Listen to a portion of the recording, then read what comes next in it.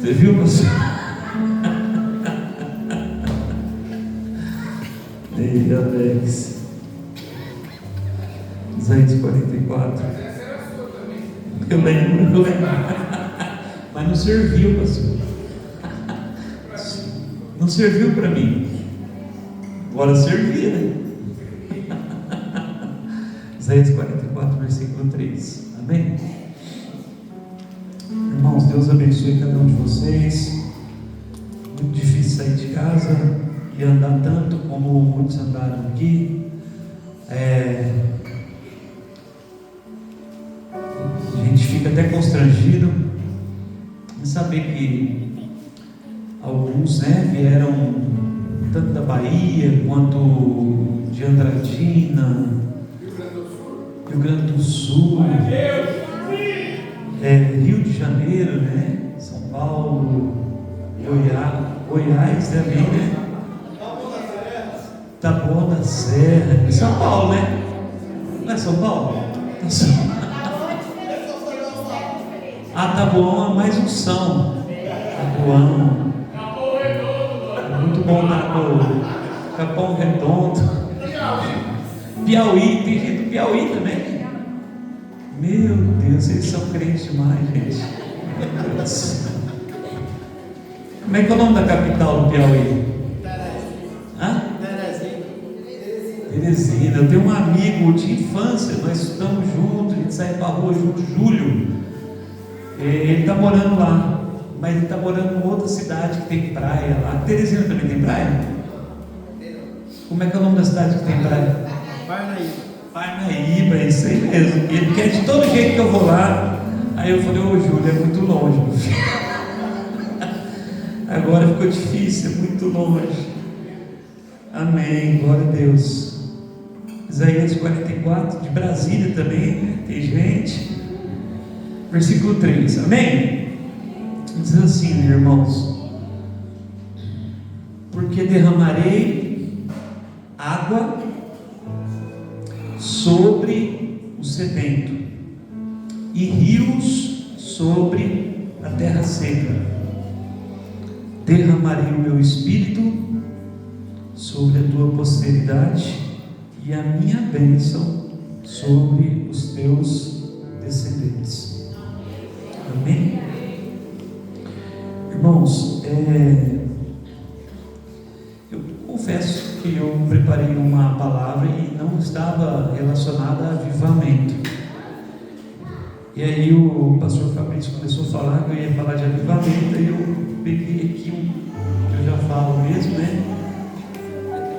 É igual chamar o pastor Alex está com uma palavra lá, e o Fabrício, ele vai falar de missões, não tem jeito, pastor? Aí você acaba falando de missões,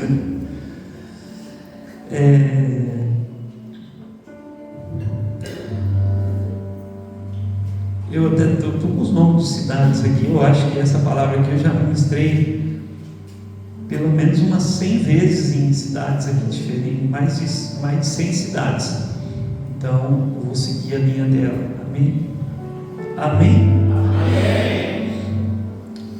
Quando a gente fala de avivamento, a primeira coisa que a gente precisa é compreender o significado real dessa palavra,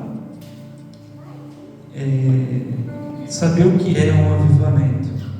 Se a gente compreender e saber o que é um avivamento, a gente sempre vai saber que a gente esteve em um culto de muita unção, em um culto com muito poder de Deus. Ou também, por quê? Porque hoje já foi desenvolvida a teologia do avivamento das universidades, Foi desenvolvida essa teologia, porque é um assunto importante das Escrituras, no Antigo Testamento e no Novo Testamento. E então a gente precisa compreender o que não é avivamento também, ou então a gente pode fazer algo assim de maneira simplória. O que é de maneira simplória? Avivamento, essa palavra só existe que a gente entende, só existe no inglês, que é revival, que seria brotar vida, ou nascer vida, ou dar vida àquilo que está morto. Aí qualquer culto que tenha uma conversão, ou 5, ou 7, a gente pode chamar. Olha, está havendo. Mas é melhor que a gente seja coerente. Por quê? Porque quando o assunto for homilética, a gente vai ser coerente. Exegese, a gente vai ser coerente. História da igreja, a gente vai ser coerente. Teologia sistemática, a gente vai ser coerente. Coerente com o quê? Coerente com que já algumas pessoas há anos gastam suas vidas em estudo. Ah, pastor, então é para a gente esmiuçar e estudar avivamento? Não, não necessariamente, mas é bom a gente ter uma linguagem correta, se for possível, até para que a gente saiba exatamente, olha, está acontecendo um avivamento. Ou a gente pode também chamar aqui, os jovens aqui, eu creio que a maioria aqui é de 18, 17 até 25 anos, ou também a gente pode chamar de um despertamento pessoal, que é uma outra coisa. Despertamento pessoal, despertamento espiritual que eu vivo sozinho, que isso deve ser uma constante nas nossas vidas. Mas assim, quando a gente fala literalmente o que é avivamento, eu gostaria de falar com vocês um resumo mais exato, o mais assim poderoso que eu vi, que é de um pastor americano que escreveu muito sobre o avivamento, um avivamento da Escócia, e ele define avivamento dessa forma: avivamento é uma invasão celestial nos afazeres dos homens. É quando Deus literalmente rasga os céus. Literalmente, porque não é só algo, ele literalmente rasga os céus e desce com uma glória manifesta dele entre os homens, e ele toma uma atmosfera geográfica inteira, e a presença de Deus naquela atmosfera, ela se torna contínua, ela se torna tangível, a ponto de que qualquer pessoa que entrar naquela atmosfera, ela é impactada e ela se rende à glória de Deus sem questionar. Então, para mim, essa é a definição mais completa de avivamento. Porque depois a gente começa a estudar, a gente vai lá no País de Gales, vai lá na casa do John Wesley, vai lá e começa a ver o que aconteceu, né, para que tantas pessoas fossem tomadas, tocadas por Deus, e Deus fizesse tanto naqueles lugares tão rapidamente. Por quê? Porque quando Deus envia um avivamento numa cidade ou num bairro, no meio do seu povo, Ele faz em 1 hora aquilo que nós aguardamos em 20 anos de ministério fiel. Quando a gente ouve sobre o avivamento de Pensacola, né, o último avivamento assim mais conhecido, do Stephen Hill, os relatos, eu tenho um relato de um irmão que mora próximo a Indaiatuba, que ele estava numa cidade dos Estados Unidos, e ele não sabia que estava havendo um avivamento em Pensacola. Pastor Sérgio, o nome dele. E ele saiu da cidade dos Estados Unidos, daquela cidade que ele estava, e ele andou 2 horas de carro sem direção. E ele chegou em um café na outra cidade. E quando ele chegou na cafeteria, ele encontrou o pastor Jonathan, que é um grande líder de missões do Brasil. E ele falou: o que o senhor está fazendo aqui? Ele falou: senhor, você não está sabendo, Sérgio, de Pensacola? Ele disse: não. Mas eu peguei o carro 2 horas aqui e vim descendo. E um poder, uma força estava me trazendo para cá. E aí ele chegou, o pastor Jonathan pegou na mão dele e falou: vamos lá para você ver. Novamente Pensacola, irmãos, a presença de Deus, a glória de Deus. O Dinei, eu falei: ninguém conhece o Sérgio, o Dinei está aqui, conhece, né, Dinei? Estivemos juntos lá no Sérgio, no farol do aprisco. Irmãos, a glória de Deus, ela aconteceu de uma forma tão poderosa em Pensacola, que os cultos, eles continuavam até 21 dias, ininterruptamente. Não havia um dirigente, não havia 1, 2, 3 que organizasse nada. As pessoas entravam e já tinham batistério, e em uma semana, irmãos, eles batizaram mais de 5.000 pessoas, sem falar nada, porque as pessoas se quebrantavam, choravam. A presença do Espírito Santo, ela era transformadora, reconfortante, ela tocava e quebrantava, ela levava homens e mulheres a verem exatamente quem eles eram. Então essa presença que entra por dentro e que te pega, que você não precisa fazer esforço, mas você sabe que ela está ali e começa a queimar dentro de você. E o avivamento de Pensacola ficou marcado por aqueles cultos durou ali talvez 3 ou 4 anos, 1995 a 1998. Então, avivamento é quando Deus, Ele literalmente se muda para um lugar.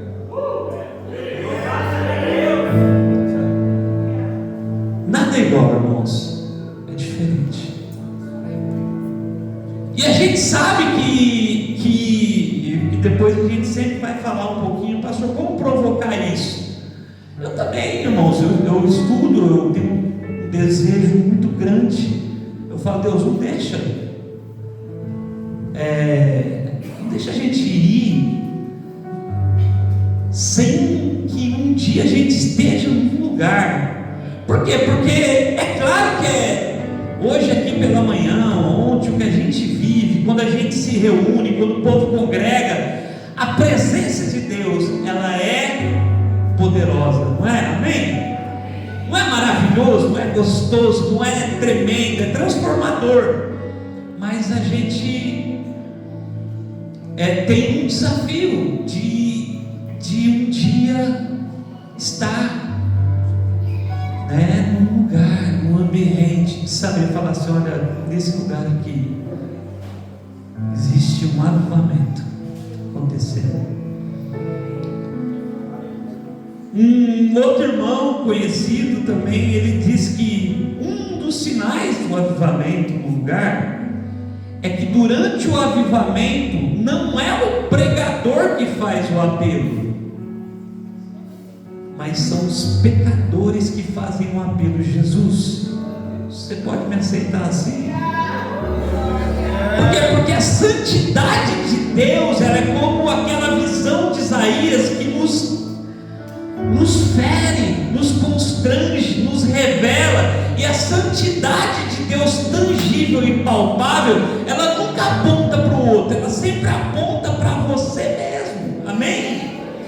A glória manifesta de Deus, ela sempre faz você ver as suas mazelas, os seus pecados. E eu ia falar sobre isso, eu ia falar sobre os erros que você e eu devemos evitar, que eu lá atrás, mais jovem, cometi. Aí o Fabrício falou, não, pastor, e aí faz. É que ele não falou se a gente vai pregar uma vez ou duas, ou, né, pastor Alex? Pastor Alex ia pregar agora, ficou discutindo comigo, ficou falando alto à noite, trouxe um problema. Brincadeira, estou brincando, pastor Alex, que é um amigo, irmãozinho. É muito bom quando a gente vê ele, né? Dinei que está aqui também, é muito bom. Dinei é o cara que eu mais respeito no Brasil na área de adoração, viu, irmãos? Se alguém me perguntar, eu falo, Dinei, primeiro Dinei, depois eu, né? Cada um tem as suas preferências, né? Amém? Então, durante um avivamento genuíno, durante uma visitação celestial, quando Deus rasga os céus e desce, irmãos, quando a gente diz assim, qual a cidade de vocês na Bahia aqui? Salvador tem muito crente, a gente vai para outro lugar. Né, pastor? Né? Qual a cidade do Piauí? Vocês são de União. Tem que ser tipo União. Pequeno, mais pequeno, né? Estou brincando, gente. Salvador também. Mas quando Deus rasga os céus, o nosso desejo é um dia a gente poder falar: Deus se mudou para Salvador. Os homens, o Espírito de Deus está passando nas praças, nas escolas, nos hospitais. A corrupção acabou. As pessoas estão limpando lixo na rua. As pessoas estão orando em todos os bairros. As igrejas estão próximas. Os pastores não falam mal mais uns dos outros. Irmãos, uma das coisas mais poderosas de avivamento, depois você escreve assim: avivamento das Ilhas Fiji. Porque quando vem um avivamento, o pastor consegue gostar do outro. Olha que coisa estranha. O pastor não gosta do outro, né? Os pastores geralmente eles brigam bastante, né? Quando o Senhor realiza, e nós temos um profeta que ora: Senhor, faz de novo os seus grandes feitos. Quando a gente lê capítulo 64, Isaías, se eu não me engano, ele fala assim, aquela música que o Dinei estava cantando lá, que é uma música que nós combinamos, toda vez que nós se encontrasse ele ia cantar. Eu falei: se você não cantar essa, eu fico triste. Ele já sabe qual que é da Tamires, né? Como é que é? Só um pouquinho, Dinei. Que Isaías 64, acho que falou: se fendesse os céus, se você rasgar os céus, apenas mais uma vez.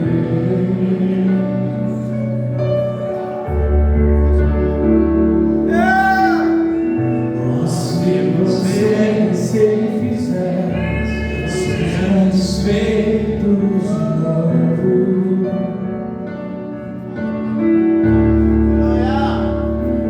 como nos tempos passados, mostra meu braço forte, ó grande Rei.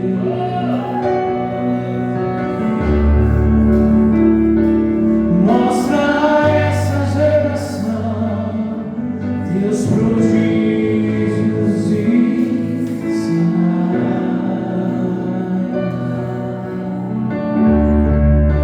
e vem mais uma vez e faz tudo novo. Vem mais uma vez e agita todo meu ser, faz a eternidade se alinhar com o natural. E na terra nós que somos proclamamos: aviva-nos, aviva-nos, aviva-nos, Senhor.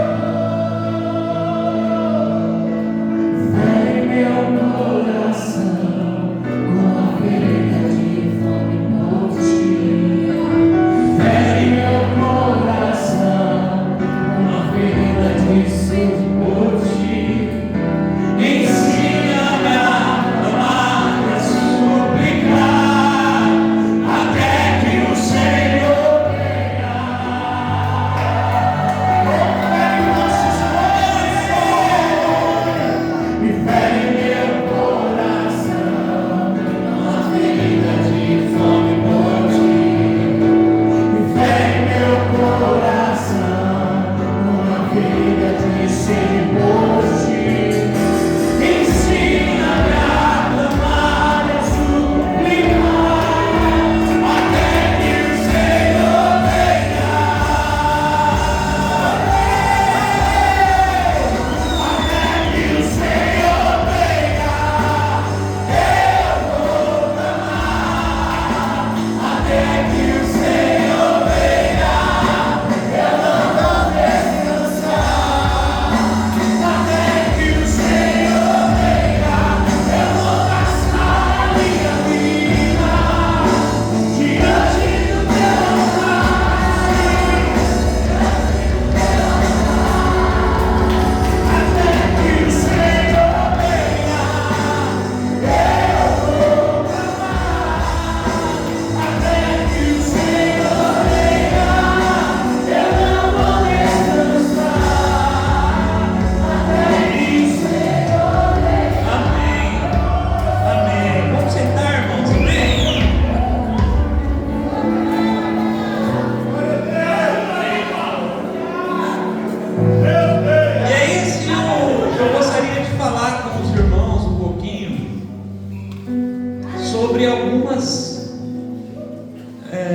algumas coisas que elas são similares quando a gente estuda a história dos avivamentos, principalmente para vocês que estão sentados aqui, todos. Mas por quê? Porque eles estão aqui como alunos, isso é muito legal. O que é similaridade? Quando você estuda a história dos avivamentos, em todos eles, Rua Azusa, Almolonga, avivamento wesleyano, Gales, todos eles aconteceu algo antes muito parecido. Todos eles aconteceu durante o avivamento também coisas muito parecidas, e todos eles transformaram uma região. Todos eles fizeram com que um lugar se tornasse, trouxesse para aquele lugar uma cultura de temor, reverência, trouxesse uma unção de prosperidade, né? Trouxesse uma bênção que tirava uma maldição que parece que havia nos lugares. Se estabeleceram universidades, irmãos. Harvard e Oxford surgiram por causa da escola bíblica dominical, ou por causa da escola bíblica. Para você ver, quando alguém falar, né, de escola, isso aí, cara, que coisa absurda, né? E você vai pegar lá as 10, 12, 20 universidades principais surgiram com cristãos protestantes ou católicos, né? Que é a cultura de ensinar, né? Judaico-cristã de ensino e tal. Mas tem algumas coisas que a gente capta ou entende, que aí, irmãos, não é mais com Deus, que tem a ver com o que Deus nos chamou para participar antes do avivamento. Amém? E isso se chama uma responsabilidade ou um peso que Deus coloca, se nós desejamos de fato um avivamento. Então eu quero compartilhar de tantas coisas, eu quero compartilhar 3 ou 4, amém? Porque pastor, quando a gente vai estudando, em todos os avivamentos, antes deles aconteciam 3 ou 4 coisas. E agora, nos nossos dias, será que Deus mudou? Deus mudou, irmãos? Então eu quero dizer uma coisa para você, que esse pensamento é de quem esteve em avivamento, não é de quem fala sobre avivamento, porque hoje nós temos uma ala que influencia muito a internet, que é a ala de reformados. E eu nada contra, irmãos, são pessoas que nos abençoam muito, mas eles, reformados tradicionais, eles dizem: não, avivamento é obra soberana de Deus, que não acontece de forma nenhuma, enquanto Deus não prevê e falar, vai acontecer. Não, irmãos. Aí tem aqueles que estudaram, tem aqueles, pastor Fabrício, que estiveram no meio, e eu ouço aqueles que estiveram no meio, aqueles que foram lá e estenderam a mão, como Evan Roberts, e disse: Senhor, pode tocar, porque eu já estou pegando fogo, já estou queimando. Ou então, quando aquela moça dentro do culto começou a orar: ó Senhor, dobra-nos, dobra-nos.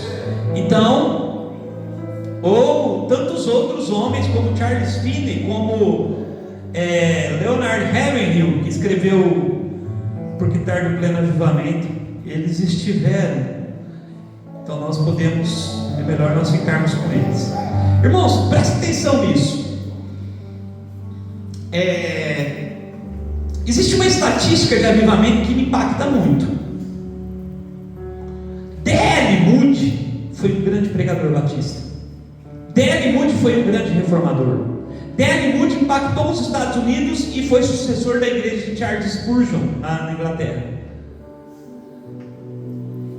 E eles fizeram uma pesquisa sobre quantos por cento dos convertidos permaneciam até o fim da vida convertido através de D.L. Moody.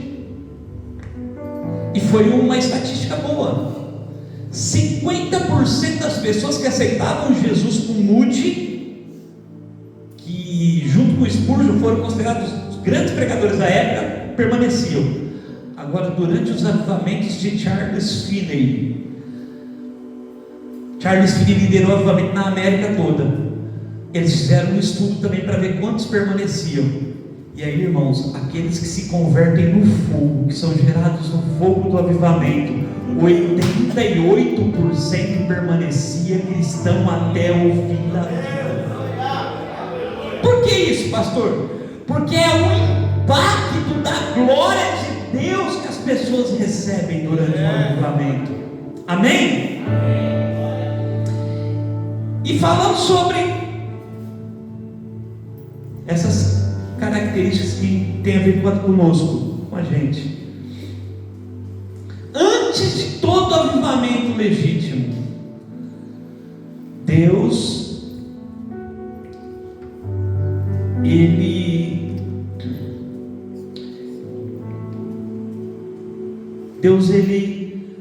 libera, ou Deus envia, ou Deus coloca dentro de alguns homens e mulheres uma insatisfação santa. Quando você vai ler as histórias dos avivamentos, todo avivamento tinha 2, 3 ou 5, até um pouco mais, mas sempre eram poucos, que eles falavam assim: não, só isso não é o que Deus tem.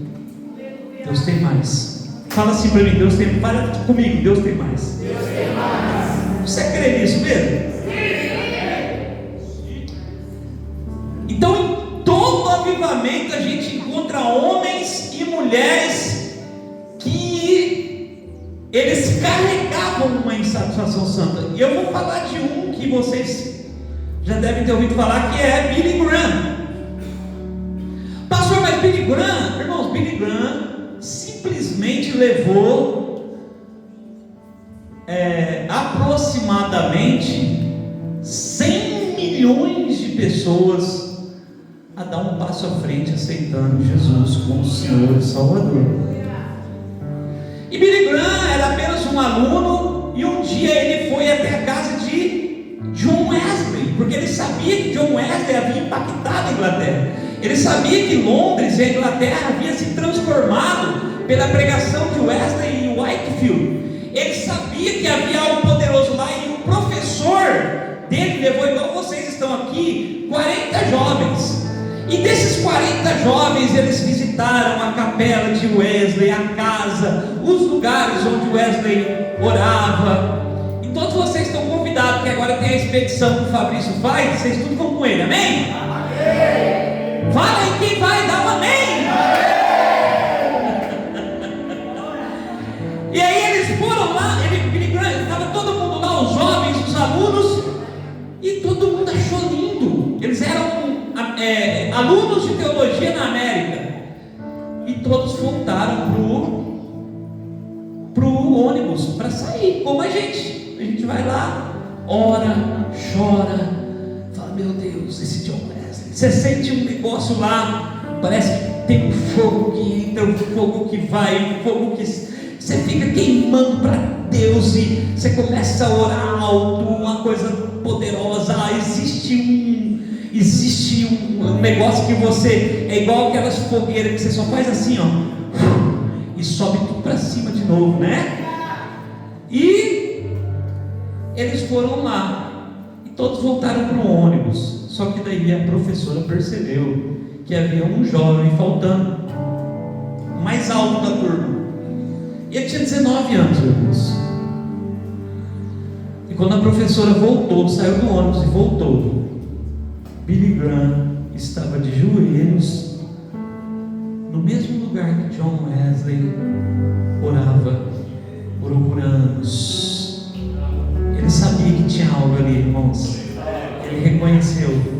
A gente só pode andar. Tem muitas coisas que nós não entendemos, porque nós não respeitamos quem já fez. Nós não respeitamos os marcos antigos.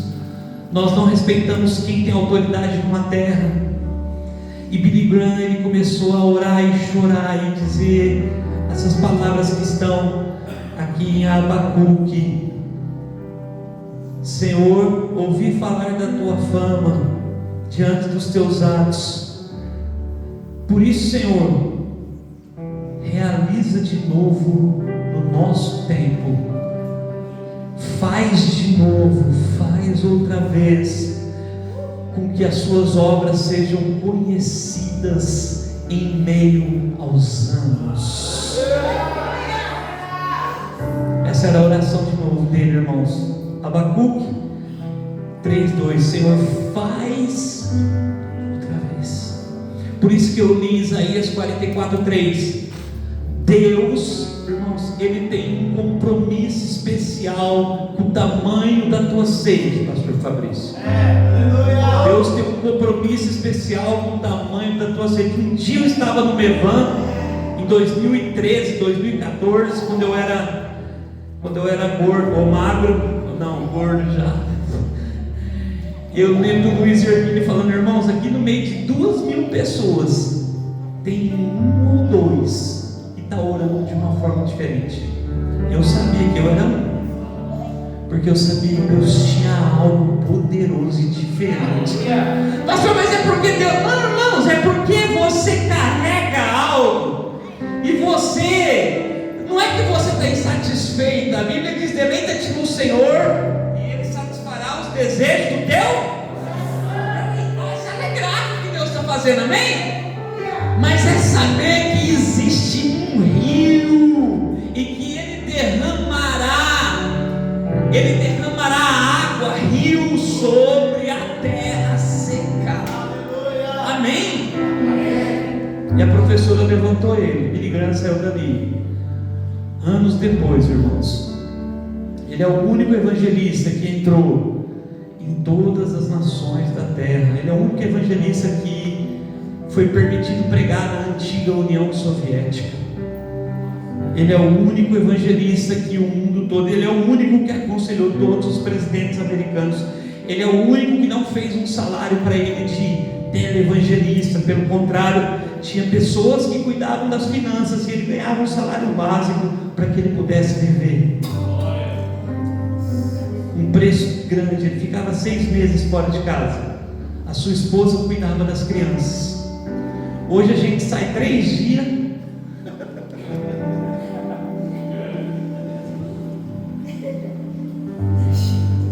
7, tem gente que 7 dias, meu Deus. E a gente vai de avião, rapaz. Naquela época era tudo navio ou cavalo. O Billy Graham navio, né? É John Wesley cavalo. Fabrício está lá na coisa assim, que saudades. Isso aí é mais o coisa, né? O nosso Fábio Menezes. Então precisa ter dentro de nós, o Espírito Santo precisa trazer sobre nós.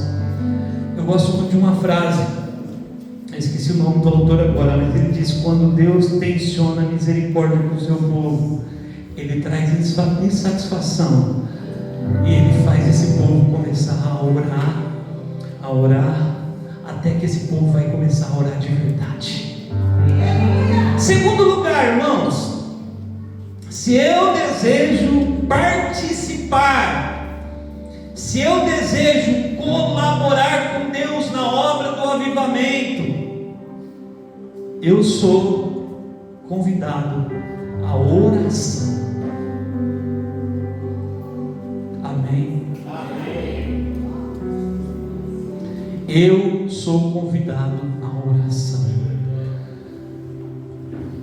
Se você quer ajudar Deus na obra do avivamento, comece pela oração e permaneça. Eu lembro de uma frase de Charles Spurgeon, príncipe dos pregadores, que ele disse: eu prefiro ensinar um homem a orar do que 10 a pregar, porque um homem orando é mais perigoso do que 10 pregando.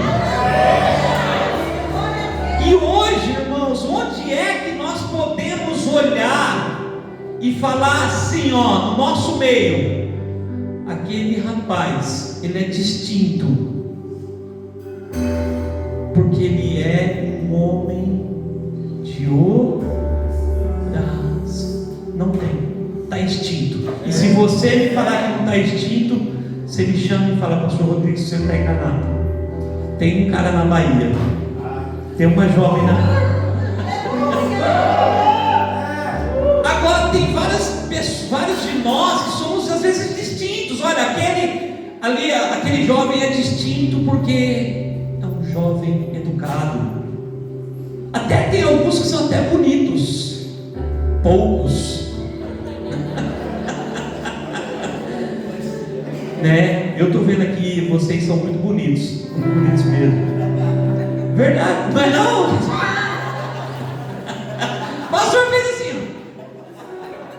Ué, pastor Wagner, que história é essa? Mas onde estão os homens que são distintos porque eles oram? E irmãos, deixa eu te falar uma coisa. Em toda obra de avivamento, Deus ele vê uma insatisfação. Primeiro que levantar aqui, vem aqui que eu vou fazer uma ilustração. O que Deus faz, irmãos? Fica de lado aqui, Arthur, vai aqui nesse lado aqui, ó. O que Deus faz?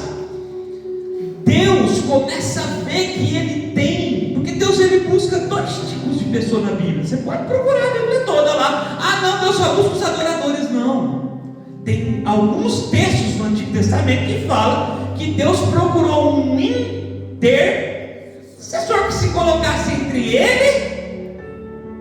Deus e a terra. E ele achou alguns. Ele achou Abraão, né, que intercedeu por Ló. Ele foi achando Moisés, que intercedeu pelo Senhor. E quando Deus vê que esse homem está disposto, o Espírito que conhece a mente de Deus, as profundezas de Deus, ele coloca um fardo de oração. E esse homem começa a orar e a fluir na oração, e já não é mais ele que ora, ele começa a orar com gemidos inexprimíveis e a levar para Deus a vontade de Deus no céu. E quando esse fluir da oração começa a chegar no céu, as nuvens ficam carregadas. E quando as nuvens ficam carregadas de oração, é porque uma grande chuva vai descer. Isso, aplauda o Senhor uma vez aí.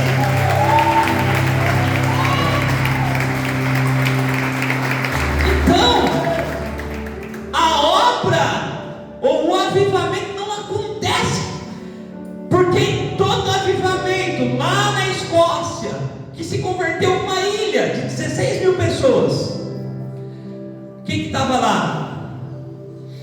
Duas irmãs, uma de 84 e uma de 82 anos, uma era cega e outra cadeirante, e elas oraram por 50 anos, em uma igreja presbiteriana, 50 anos orando. Eu imaginei aqui, ó, as irmãs Smith. Tem alguém aqui que é parente? Que é irmão, primo? Não? Então vou pegar vocês duas. Seu nome? Nara? Nara e Maria Eduarda. Imagina essas duas irmãs orando 50 anos por avivamento. Aí elas já pensaram: nossa, pastor, meu irmão está bem velhinho. Irmãos, elas oraram 50 anos pela ilha, e Deus fez uma promessa: vocês não vão morrer sem ver o avivamento na ilha. E quando elas já não conseguiam congregar, estavam lá, e à noite, quando terminava o culto, as pessoas de oração iam até a casa delas e ficavam orando. Então um homem que tinha ido para a Segunda Guerra Mundial, que quase morreu, voltou por cima do cavalo, assim, o cavalo trouxe ele, começou a pregar. Deus levantou aquele homem na Inglaterra, Duncan Campbell, e esse homem começou a pregar em muitos lugares, uma graça. E elas começaram a orar, falaram: Senhor, envia um pregador aqui na ilha. Por quê? Porque todo o ambiente celestial já está preparado. O pastor delas não acreditava em avivamento. E quando o próprio pastor não acredita, Deus tem que enviar outro, né?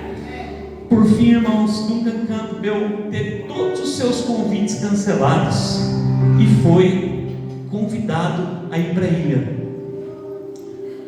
Duncan Campbell foi para ficar um fim de semana.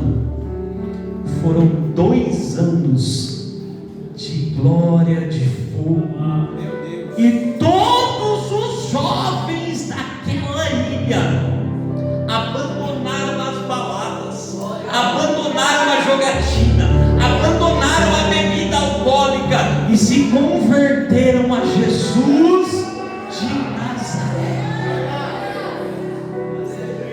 Existia um lado da ilha que era separado, onde as pessoas diziam: naquele lugar você não entra. Um dia alguns intercessores chegaram, era Lewis, era 2 ilhas ali, está lá até hoje na Escócia.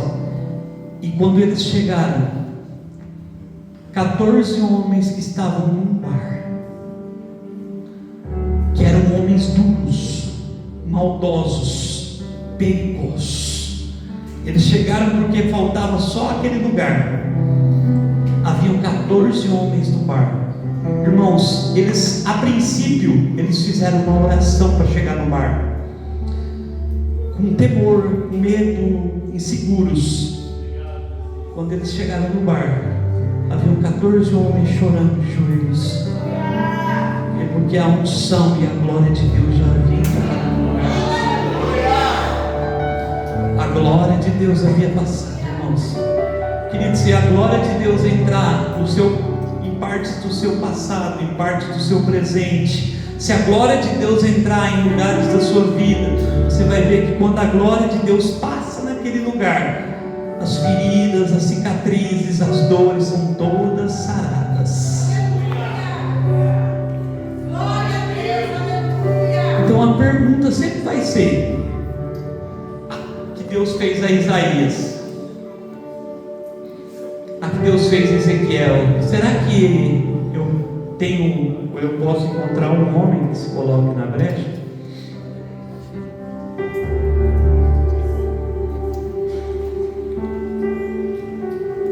Irmãos, aquele pregador Duncan Campbell, não tem foto dele com o pastor da igreja. Não, tem algumas. Tem uma, eu acho.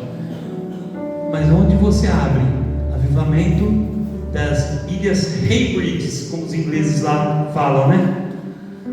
Tem a foto dele com as 2 senhoras Smith, as 2 irmãs. Elas geraram em oração a ilha, irmãos. Elas geraram em oração a ilha com dores de parto. Orações são depósitos. Amém.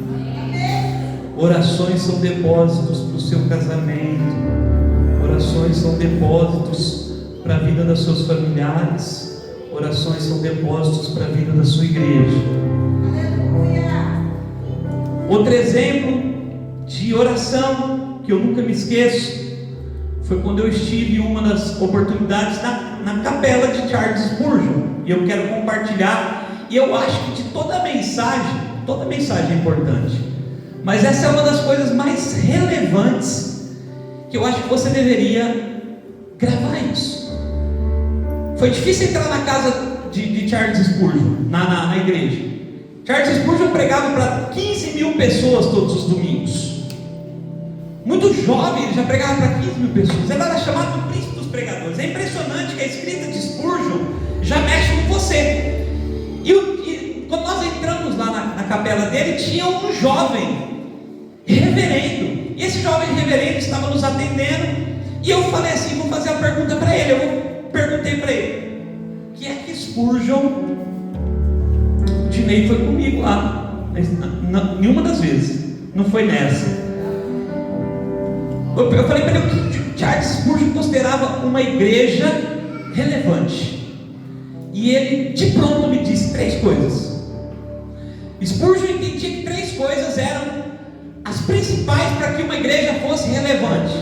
E eu disse, pode dizer para a gente, por favor, pode dizer isso sim. Em primeiro lugar, o culto de oração.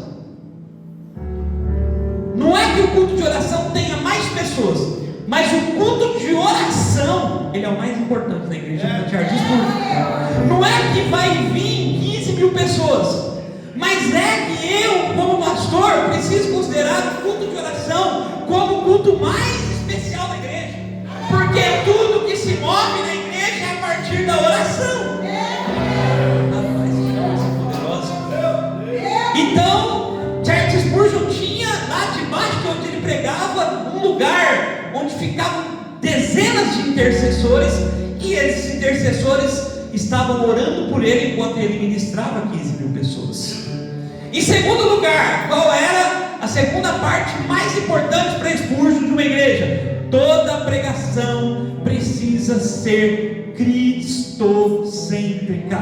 Ela pode começar por qualquer caminho, mas ela deve levar até o Cordeiro de Deus. Ela deve falar sobre a paixão, sobre a vida, sobre a crucificação, a morte de Jesus e a sua ressurreição gloriosa. Ela deve levar o pecador a ouvir o evangelho completo, amém? Em terceiro lugar, qual era? Spurgeon entendia que para que uma igreja fosse relevante, ela precisava habilitar a próxima geração. Então eles investiam em escola dominical para crianças de 5, 6, 7, 8, 10, 11, 12, 13. E a geração de Spurgeon habilitou a geração seguinte. Essa era a terceira coisa mais importante.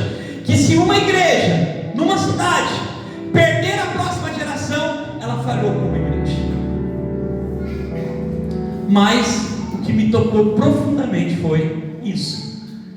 O principal culto da igreja não é o culto de domingo, é o culto da oração. É o culto onde as pessoas se reúnem apenas por um motivo. Irmãos, hoje nós criamos tantas coisas. Eu não tenho conseguido. Irmãos, se o irmão estiver filmando, até para, porque senão o pessoal vai me pegar depois. Eu não consigo mais quase ficar em igreja, irmãos. Essas igrejas grandonas assim. Esses dias eu estava em uma, foi 20 minutos de anúncio. Na tela ainda. Fiquei assim, rapaz, que bonito, hein? Aí o irmão do meu lado já bateu em mim assim: ei, você é da onde, varão? O irmão da congregação, pastor Alex. Falou: aí eu fui da congregação 25 anos, agora eu passei a crente. Irmãos, é tanta coisa para atrair, tanta coisa para segurar. E o que está acontecendo? As pessoas vão migrando das grandes e das pequenas igrejas para a igreja do momento. Quando as pessoas querem ficar no raso, é isso. Aí elas chegam lá. Nada contra a igreja grande, irmãos, mas então Deus está buscando aqueles que se colocam na brecha. Amém? E para a gente ir aqui para o encerramento.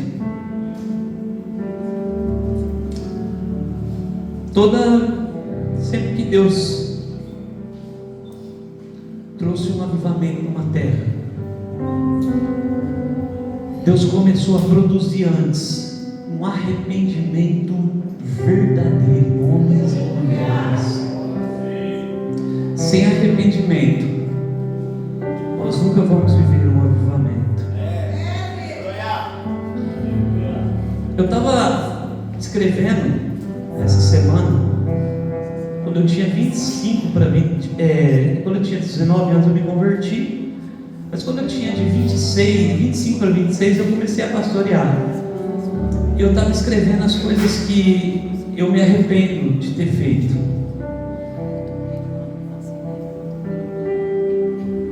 Que era o que eu ia pregar, na verdade, hoje. Eu ia pregar sobre isso.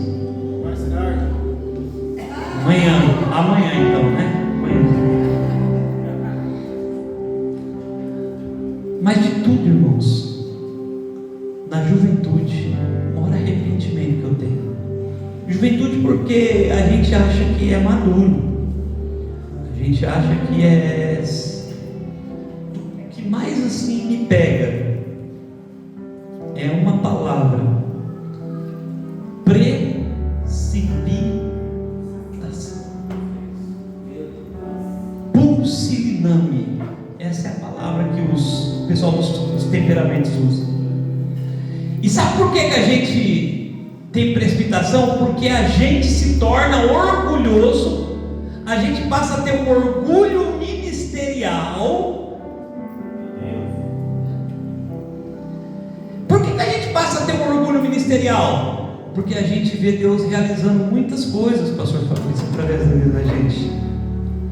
Irmãos, eu vi tanta cura com 26, 27, 28 anos que eu falei, rapaz do céu, até eu falava, como eu sou usado, irmão. A gente lidava com tanto demônio, rapaz, era tanta presença de Deus, e isso traz sobre nós jovens um engano. Qual o engano, pastor Rodrigo? O engano de acreditar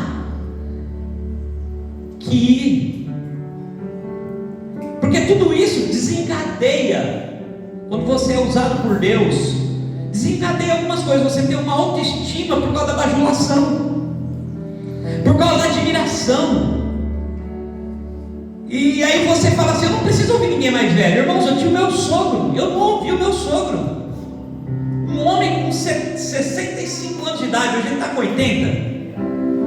Rapaz, eu fico pensando hoje, como é que eu não ouvi esse cara? Que cegueira foi essa, Alex? Cegueira, irmãos.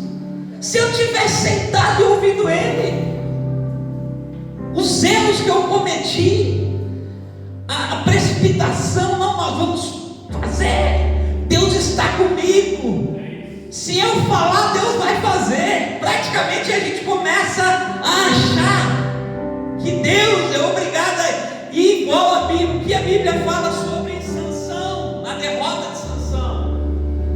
Sansão não sabia que o Senhor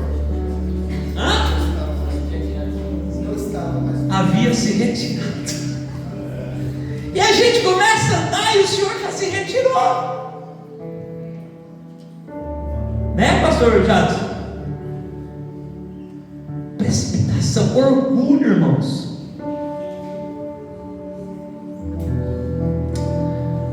Mas o arrependimento, a gente pode falar de várias camadas de arrependimento. Você não ter um discipulador. Querido, deixa eu te falar uma coisa: ninguém que está aqui que não tem alguém para prestar conta pode fazer parte, ou pode ser um pioneiro de avivamento. Lugar nenhum. Você tem que ter uma pessoa para prestar conta. Você pode dizer amém? Amém. Ou aleluia. Aleluia. Eu tenho que prestar contas. Se eu não tiver alguém com que eu estou andando, e que eu estou falando na minha vida, que eu estou me abrindo, pastor, mas se o senhor me conhecesse. Exatamente, irmãos, é isso que acontece. Não importa se você vai chamar de cobertura espiritual, mas se for só cobertura espiritual para você conversar, olha, não, cobertura espiritual não, um homem de mesa, tem que ser alguém que senta na mesa com você, amém?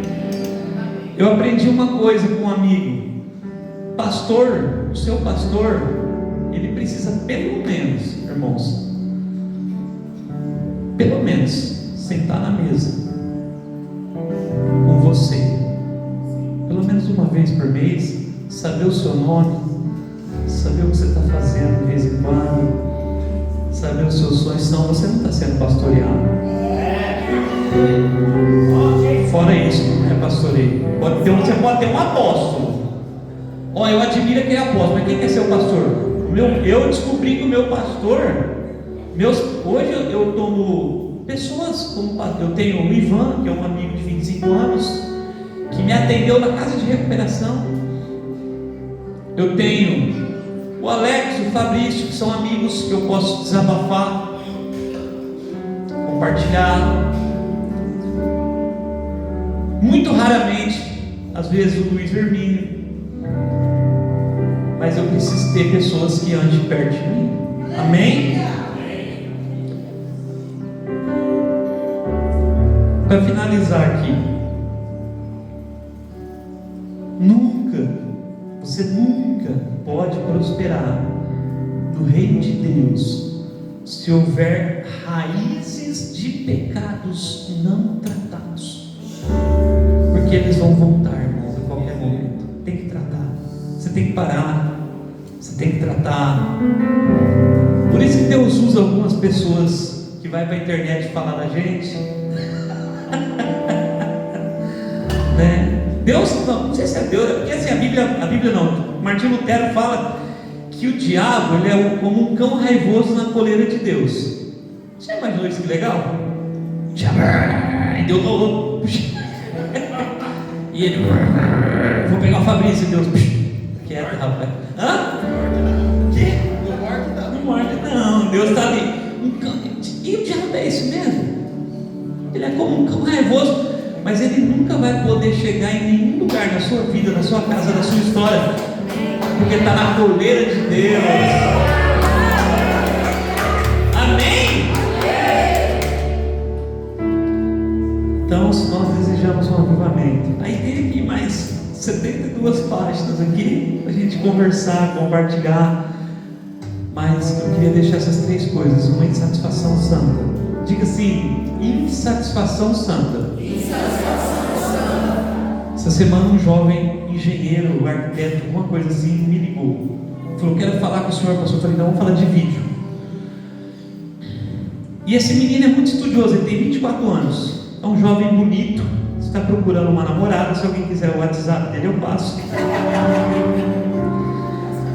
Ele é de Cascavel, só tem que estar preparado para morar no Paraná. E ele fala que eu discipulo ele. Eu não discipulo nada, mas de vez em quando eu falo com ele. E ele disse assim: pastor Rodrigo Leite, eu terminei teologia sistemática de Rhodes, eu terminei teologia sistemática de Verkov.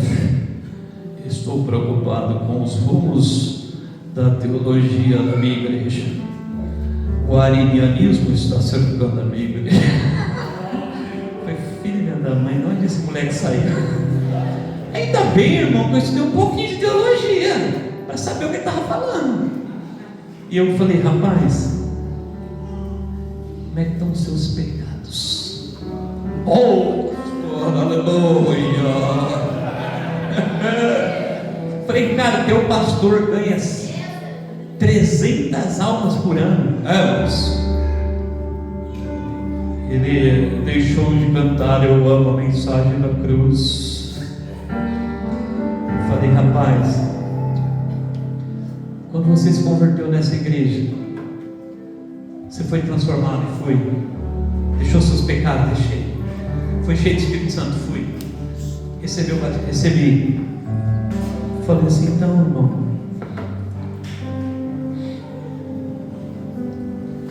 por que, queridos?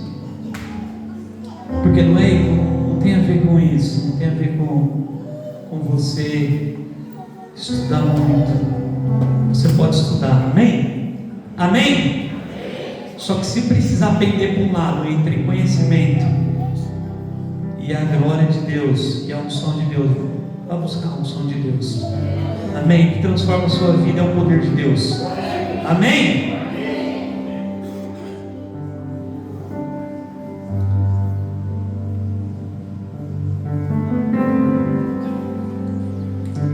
Estou falando de pecado oculto. E aí ele está estudando demais, mas ele tem uma raiz de pecado, ele não consegue vencer. Uma coisa pequena. E eu falei: cara, não vai acontecer nada com você. Você tem que vencer o pecado. Hebreus diz assim que na tua luta, na minha luta contra o pecado, nós não resistimos ainda até o sangue. Irmão, resistir o pecado é quando você resiste até o sangue. O que é o sangue? Quando alguém fala: eu vou colocar uma faca aqui debaixo da sua unha, senão, se você não negar Jesus, Vou cortar um dedo seu se você não negar Jesus. Mas a Bíblia também ensina, olha aqui para mim, a Bíblia ensina que Jesus era como um cordeiro que era entregue à morte todos, quantos dias? Então difícil, irmãos. Talvez se entrar um cara do Islã aqui e quiser explodir aqui, só o Bispo Valtinho vai sair, e o Bispo Valtinho já fica na porta por isso. Mas o difícil é você vencer as raízes do pecado, dia após dia. Amém? É você renunciar, como diz o Heaven Hill, né? A gente quer um avivamento, mas a gente não tem força de levantar, pegar o controle remoto e desligar o programa na televisão que aparece sensualidade. Eu não ia falar não, mas vou falar, hein? Agora? É que na minha época era Domingão do Faustão. Era pecado, irmãos, assistir Domingão do Faustão na minha igreja. E o pastor estava certo. Era o negócio do Gugu. Agora não é Breeze Brothers, né? Breeze Brothers. Então você tem que vencer. Mas você também precisa entender que Deus, o amor, a graça do Senhor está sobre a sua vida. Esse é um tempo de você receber capacitação e poder do alto. Estenda suas mãos assim. Esse é um tempo de você receber uma unção que vai te autorizar a fluir em novos lugares. Amém? Esse é o tempo de você receber um revestimento, o dunamis. Eu preciso ir lá para a igreja do Del Hayash? Claro que não. O dunamis também está nesse lugar. Amém? Eu preciso ir para lá no Mevan? Vai, mas existe o dunamis, poder. Por quê? Porque o mesmo Espírito que ressuscitou Jesus dentre os mortos vivificará vocês também. Ei, quem tem o Espírito Santo aqui, levanta. Prostrado outra vez, tudo entregar.